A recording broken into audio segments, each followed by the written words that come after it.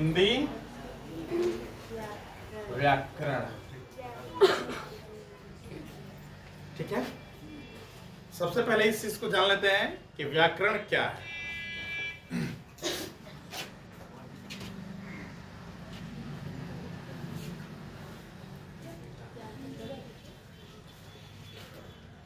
व्याकरण वह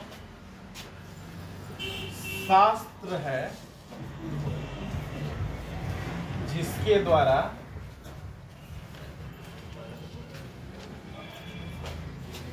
शुद्ध शुद्ध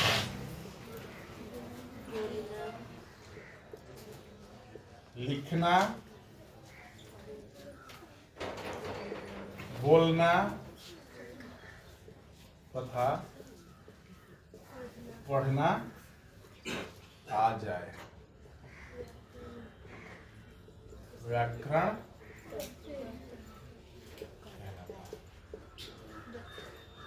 ठीक है,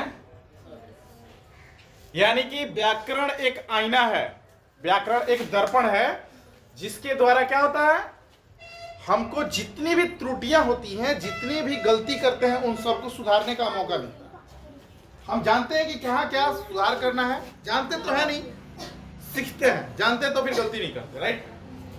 तो व्याकरण वह शास्त्र है जिसके द्वारा शुद्ध शुद्ध लिखना, बोलना तथा पढ़ना सीखा जाता है। ठीक है, लेकिन आप लोग के क्लास में आप ही लोग की तरह दो चार छात्र थे, ठीक है, उनसे पूछा गया, टीचर तो लिखवा दी क्लास में, लिखवा करके अगले दिन उनसे पूछते हैं, जैसे कि आप लोगों से पूछा जाता है और आप लोगों को पीटा जाता है, उसी तरह से उस टीचर ने पूछा, क्या पूछा आपके उस स्टूडेंट से कि बेटा बताओ व्याकरण किसे कहते हैं। तो सब सोच रहे थे हम बताएं कि हम बताएं, हम बताएं कि हम बताएं, हमारा नंबर तो नहीं है, जन का दावा होता था सबसे पीछे बैठता है कि मास्टर साहब का नजर ना पड़े। तो मास्टर साहब जानते हैं कि आगे वाला तो याद करके आया, तब इतना हंस के देख रहा है। तो उसी में तोतला लड़का था, उसके मास्टर साहब खड़ा करा दिए, खड़ा करा के पूछे उससे कि बेटा बताओ व्याकरण किसे कहते हैं। हमारा थल दी, हम तो थोतिए रहे थे कि आप हमको बुलाइएगा। आ गया मेरा बारी, खड़ा होता है, खड़ा क्या बोल रहा है कि थोड़ा सा पढ़ने में उसको दिक्कत है, क्या पढ़, व्याकरण वह शास्त्र है, शास्त्र को क्या पढ़ रहा है, शास्त्र है जिसके द्वारा शुद्ध शुद्ध लिखना, पोतना तथा गिनना सीखा जाता है। ठीक है, तो ऐसा नहीं होना चाहिए, आप लोग ऐसे याद नहीं कीजिएगा। ठीक है, माइंड फ्रेश हो गया होगा। तो व्याकरण वह शास्त्र है जिसके द्वारा हम शुद्ध शुद्ध लिखना, बोलना तथा पढ़ना सीखते हैं। ठीक है, अब जैसे कि मैंने कल पढ़ा रहा था, बायोलॉजी पढ़ा रहा था, बायोलॉजी में मैंने बताया था कि कोशिका किसे कहते हैं। ठीक है, तो कोशिका के लिए मैंने एग्जांपल दिया था कि बिल्कुल जो बारीक से बारीक पार्ट होता है, ठीक है, उसको हम लोग कोशिका बोलते हैं, ऐसे बताया था मैंने। पदार्थ में भी अणु परमाणु केमिस्ट्री में पढ़ना है, उसमें भी बताया। तो इसमें भी वैसे ही समझ लें, क्योंकि जब एक सब्जेक्ट का दूसरे सब्जेक्ट से कनेक्शन होगा ना, तो आप आसानी से समझ सकते हैं। तो वर्ण भी वही एक छोटा सा पार्ट है इसका भी। वर्ण किसे कहते हैं, वर्ण, तो वर्ण उस मूल ध्वनि को कहते हैं जिसका हम टुकड़ा या खंड नहीं कर सकते। ठीक है, वर्ण उस मूल ध्वनि को कहते हैं जिसका हम टुकड़ा या खंड नहीं कर सकते हैं। आइए देखते हैं उसको भी। वर्ण उस मूल ध्वनि को कहते हैं जिसका टुकड़ा या खंड नहीं किया जा सकता है। केमिस्ट्री में जिसको परमाणु का परिभाषा याद होगा उसको वर्ण का परिभाषा याद हो गया। परमाणु का भी यही कहता है कि जिसका खंड या टुकड़ा नहीं किया जा सकता वो क्या है, परमाणु।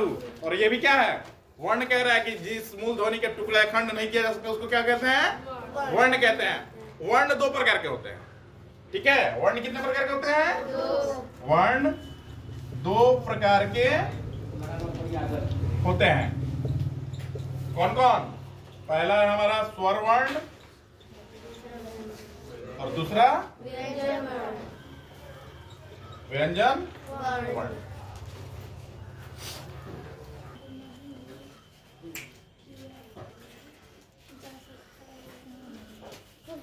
अब पहला है हमारा स्वर वर्ण।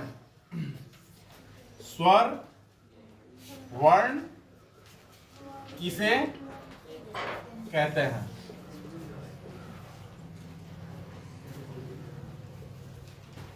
जिस वर्ण का उच्चारण स्वयं हो उसे स्वर वर्ण कहते हैं। मूल स्वर वर्णों की कुल संख्या 11 है, ठीक है। एक अनुस्वार तथा एक विसर्ग, इसको अयोगवाह भी कहा जाता है। अयोगवाह, ये सब मिलाकर के 13 हो जाता है। मूल क्या होता है? 11 ही होता है, और एक आपका अनुस्वार और एक अयोगवाह होता है। जैसे अ, आ, छोटी, बड़ी, छोटा ओ, बड़ा ओ, ए, ओ, औ।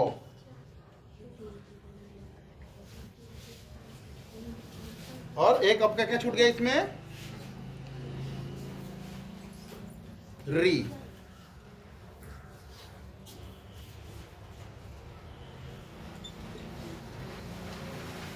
ठीक है, री को लेकर के ये कितना हो जाता है? 11।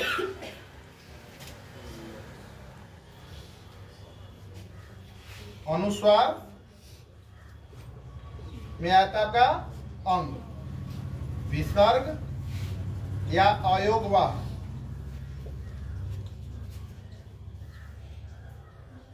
अह।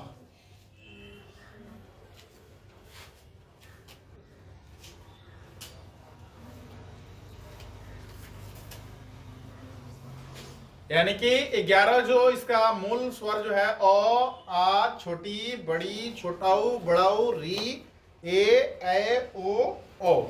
और अंग किसमें से आएगा? अनुस्वार में, और अह, विसर्ग या अयोगवाह। याद रहे कि अनुस्वार किसको बोलेंगे? अंग को, और अयोगवाह किसको बोलेंगे? अह को।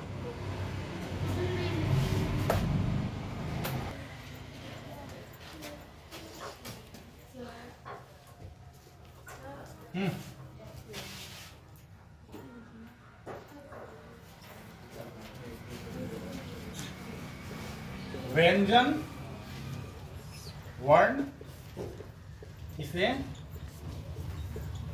कहते हैं? तो जिस वर्ण का उच्चारण स्वर वर्ण के सहायता से होता है उसको हम लोग क्या बोलते हैं? व्यंजन वर्ण। जिस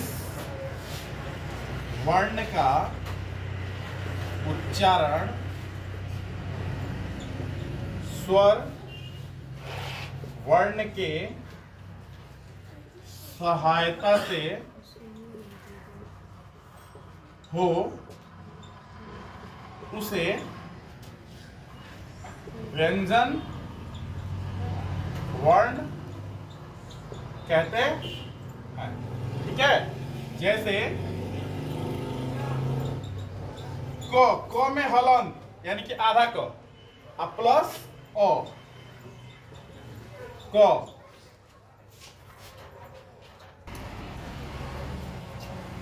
लिख करके हलंत दिया है तो इसका मतलब आधा क हो जाता है।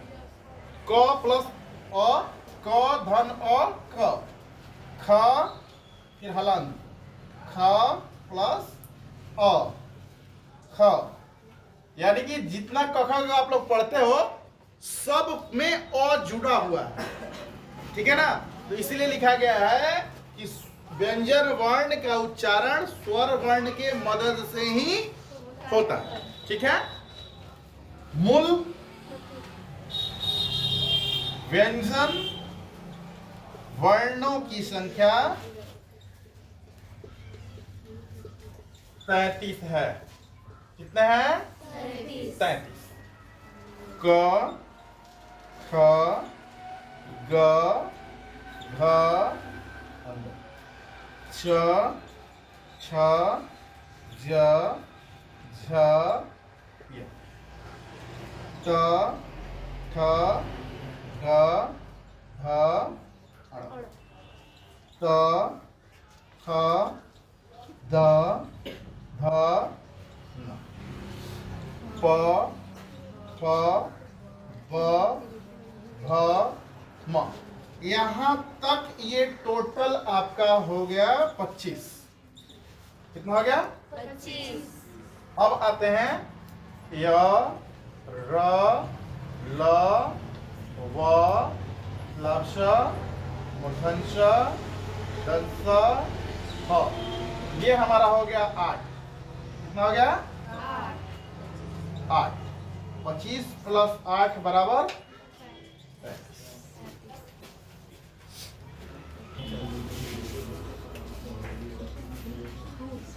वर्णमाला किसे कहते हैं? हालांकि ये सबसे पहले होना चाहिए था। जिस तरह आपको अल्फाबेट पढ़ाया था ना मैं, तो अल्फाबेट को हिंदी में वर्णमाला कहा जाता है, ठीक है। लेकिन अब वर्णमाला अच्छे से समझ में आएगा। वर्णों के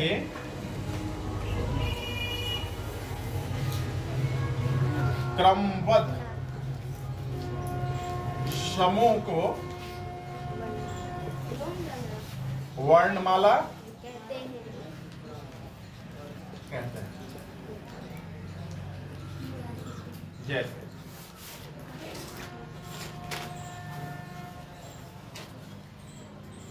अ, आ, छोटी ई, बड़ी ई, छोटा ऊ, बड़ा ऊ, री, ए,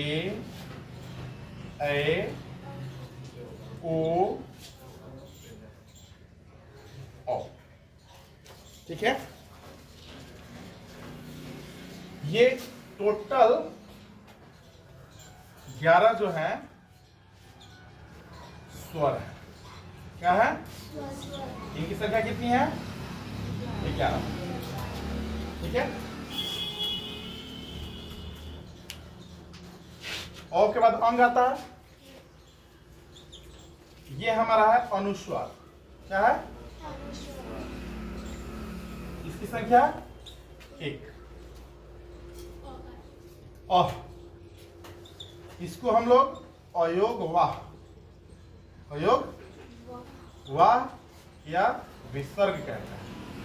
इसका संख्या कितना है? 1।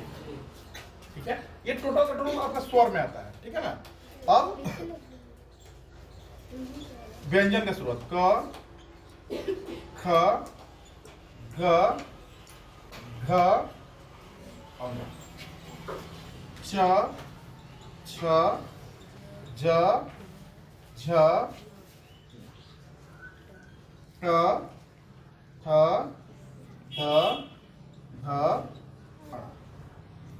त, थ, द, ध,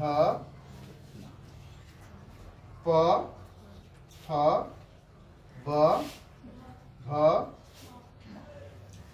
यहां तक आपने जो देखा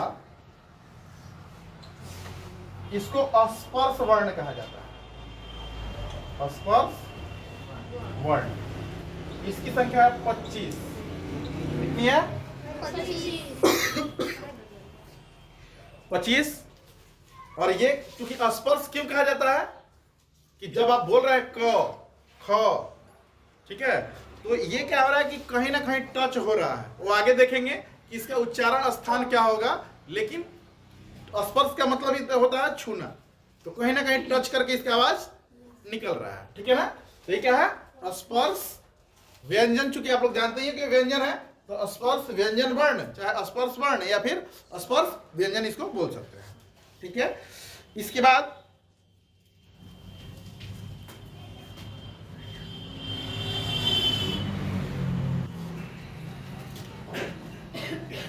य, र, ल, व, ये चार जो है अंतस्थ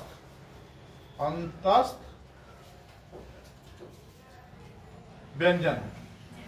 इनकी संख्या कितनी है, 4।